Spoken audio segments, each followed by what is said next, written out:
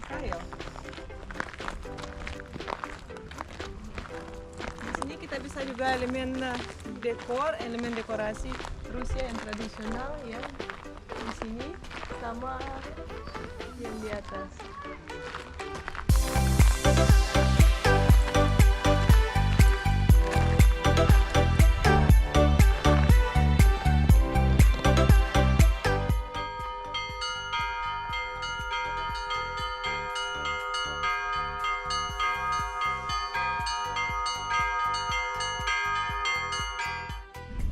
Di belakang sini adalah rumah orang yang dipindah dari dulu, dia dipindah dari pulau sebelah dan datang ke sini dan bangun rumah ini. Dan kita bisa lihat ini sangat tradisional, tapi ini bukan rumah orang biasa ya, orang miskin nggak bisa beli dan bangun rumah sebesar ini. Kalau kita bisa lihat rumah seperti ini, dalam bahasa Rusianya izba. Nah, artinya ini orang yang punya banyak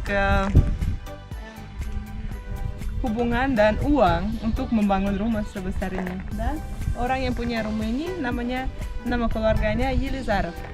Coba lihat detail-detailnya. Dan ini dulu dibuatkan juga tanpa paku. Dari sini, dari pojok rumah kita bisa melihat kalau ini bangunan tradisional. Kenapa? Karena ini dipakai kayu beneran, bukan yang potong, tapi cuma dipotong gini kan. Tapi panjangnya bisa sampai berapa meter. Jadi orang ambil pohon beneran pohon sangat panjang, dibersihin, terus ditaruhnya seperti ini. Tapi di tempat ini dipotong biar bisa tutup ya. Misalnya kalau kita kan begini ada lubang, ini dipotong sedikit biar nggak ada lubangnya di sini. Dan ini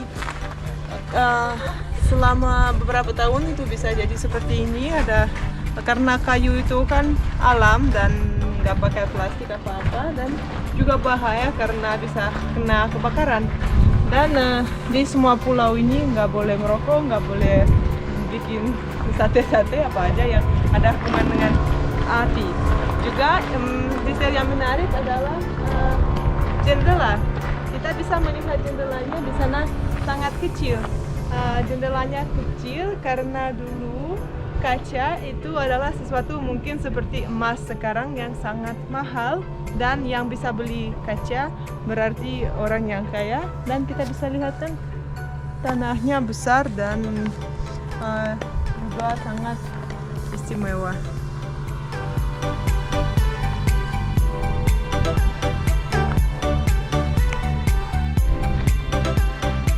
Sini kita bisa melihat pagar. Pagar itu memang dibuat juga tanpa paku, dipakai kayu juga buat ikat. Dan ini pagar tradisional orang Rusia yang dulu, yang 300 tahun lalu bikinnya kayak gini, dan namanya kasaya izgorod atau kasyak karena kasaya itu miring.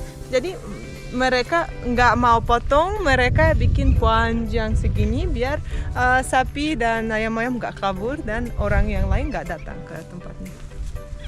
Sini ada gedung juga menarik, yaitu kincir angin, windmill, yang juga tradisional karena memang dulu orangnya kan nggak ada listrik, nggak ada apa-apa, pakai udara sebagai mesin untuk buatkan sesuatu untuk bikin tepung ya dari gandum.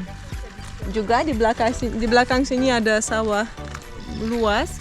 Kita bisa melihat sekarang sini di belakang sini itu memang gandum. Ini juga ada bunga-bunga liar. Ini semua liar. Kenapa? Karena sekarang yang sawah ini di teritori ini istirahat. Orang sini bilangnya tanah istirahat biar nggak terlalu banyak tanam dan biar nggak terlalu banyak kerja ya untuk tanah. Jadi yang sebelah sini istirahat, tapi yang sebelah itu ditanam sayur-sayuran. Tanaman kecil tradisional, dan mungkin kalau kalian lihat yang pernah lihat sayur yang gimana tumbuhnya tahu, tapi yang nggak tahu saya bisa jelasin. Sebelah kiri itu wortel, di tengah bawang putih, dan sebelah kanan itu sayur tradisional Rusia yang namanya svekla dan warnanya merah. Saya pernah beli di Wonosobo, gede banget dan juga enak. Orang Rusia memang sangat suka. Kenapa juga? Karena itu dipakai untuk bikin borscht, yaitu sup tradisional. Bahasa Inggrisnya beetroot.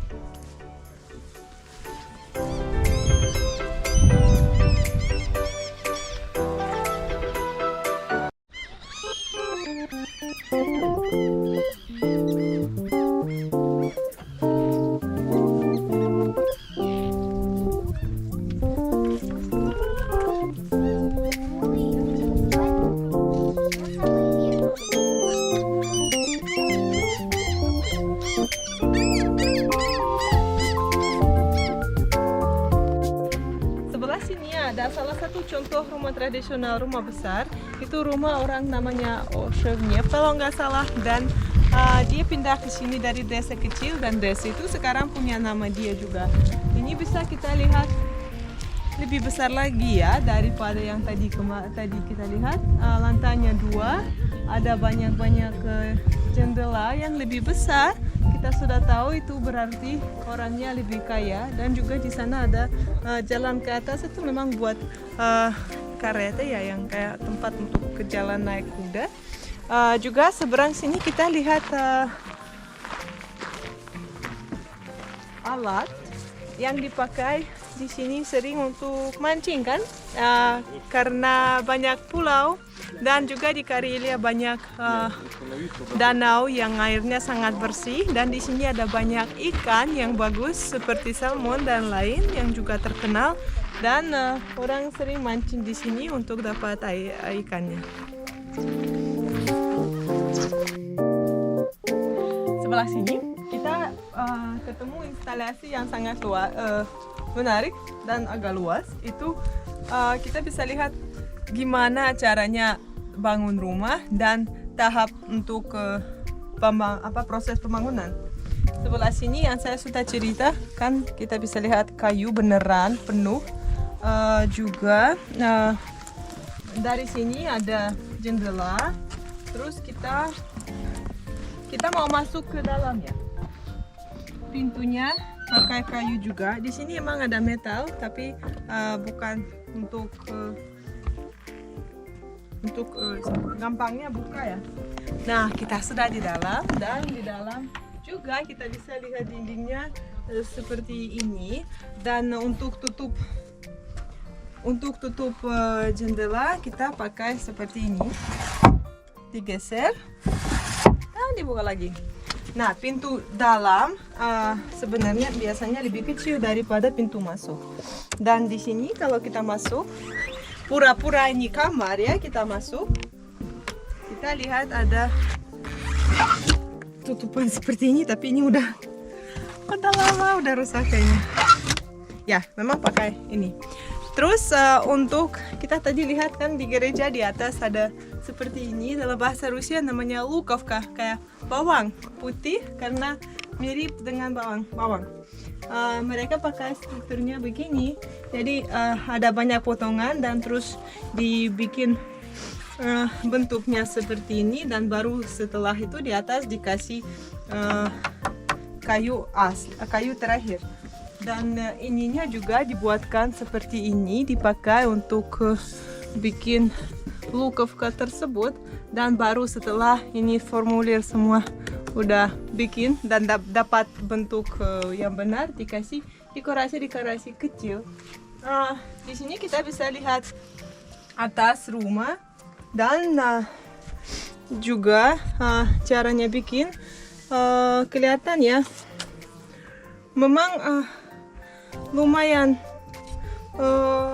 banyak detail, dan kita dari sini mengerti kalau orang lokal, orang tradisional, orang Rusia, mereka bikin seperti ini selama berapa tahun, seribuan tahun, dan ini awet ya, bisa untuk lama, padahal kayu, dan ya mungkin jadi nggak begitu lurus tapi tetap dalam kondisi yang bagus. Dan kita juga bisa mengerti banyak dari atap rumah. Misalnya kalau kita lihat ke tempat ini, sebenarnya biasanya yang ketemu ya, ini detailnya. Kalau sebelah sini ada banyak dekorasi, berarti orangnya yang tinggal kaya. Kalau dekorasinya nggak ada, berarti orangnya yang tinggal ya miskin ya.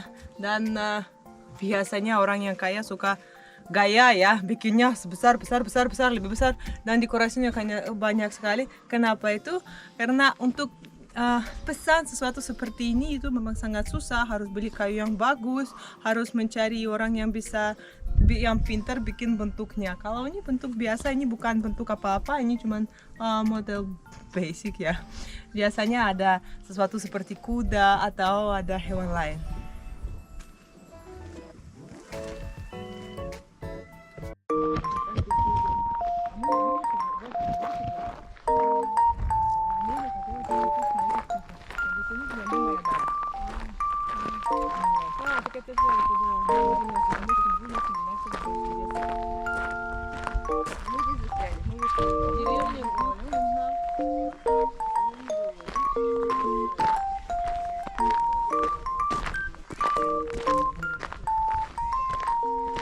Ini ada rumah kecil, itu bukan rumah untuk tinggal, tapi rumah untuk taruh barang, namanya ambar dalam bahasa Indonesianya, seperti gudang ya, semacam gudang, dan dipakai untuk kebutuhan rumah tangga. Di dalam bisa taruh minuman, makanan, dan semua yang butuh. Dan di sini kita ketemu rumah satu yang juga sangat menarik dan besar, dibangun secara tradisional. Orang yang punya namanya Yakovlev dulu, dan sekarang jadi seperti semua di sini jadi museum, dan kita mau masuk ke dalam dan lihat bersama kalian gimana dalam rumah Rusia tradisional.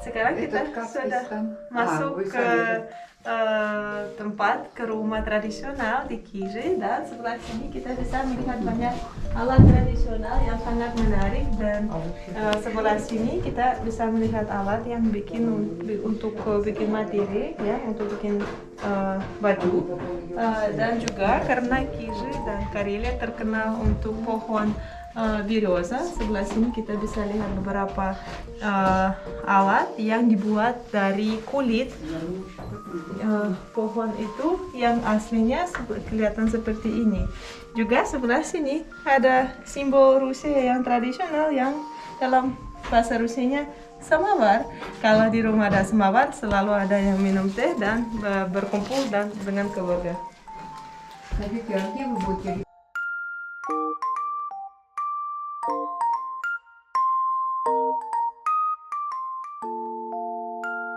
Dan sekarang kita sudah di lantai 2, kita naik, dan ini tempatnya sangat cantik, sangat bagus. Kita bisa lihat juga yang namanya lucina. Ini dipakai seperti lilin dulu, dinyalain seperti dari sini, dan ada api. Sebenarnya kita lihat nggak ada lampu sama sekali. Alat yang sangat menarik adalah tempat untuk anak kecil, kasih kayu untuk pegang dari atas. Juga kita sudah dikasih tahu kalau lantai 2 pada musim dingin terlalu dingin, dan orang bisa tinggal di sini hanya pada musim panas. Sebelah sini ada kamar tidur, dan ada banyak dekorasi yang sangat cantik, luar biasa memang suasananya di dalam. Dan kita juga bisa lihat sepanjang dinding ada tempat duduk yang sangat panjang, dalam bahasa Rusianya namanya skameyka atau lavka.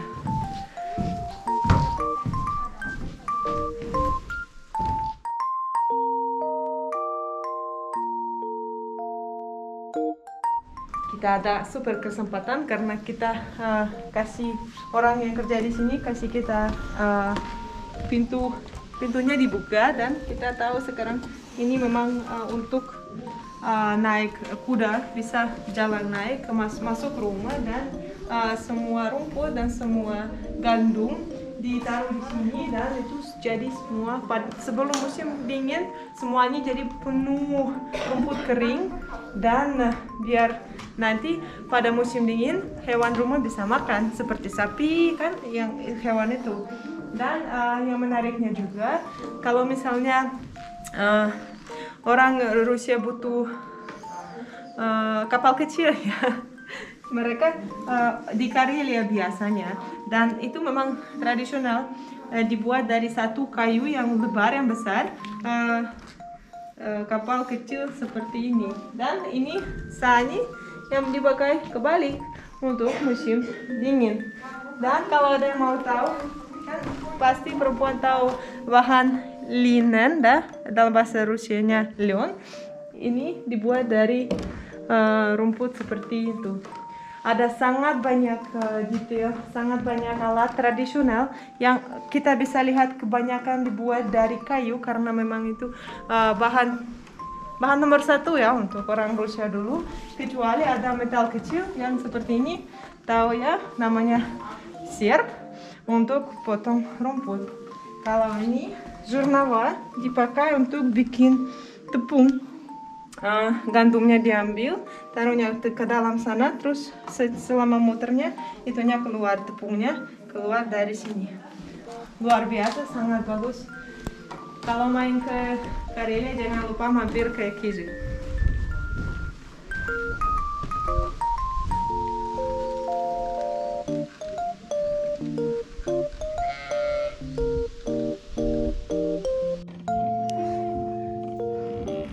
Kita ketemu sesuatu menarik, kita mau kasih tahu kalian. Ini mainan tradisional Rusia, namanya langkah besar. Jadi gini, harus pakai tangan kaki kanan dan sampai pegang dan lari-lari. Ini mainan tradisional untuk anak Rusia, biasanya main bertiga ya kelihatannya. Dan sebenarnya sekarang kita berada di tempat untuk bermain untuk anak-anak, dan juga ada mainan tradisional yang sangat besar dan dibuat dari kayu. Semoga kuat ya.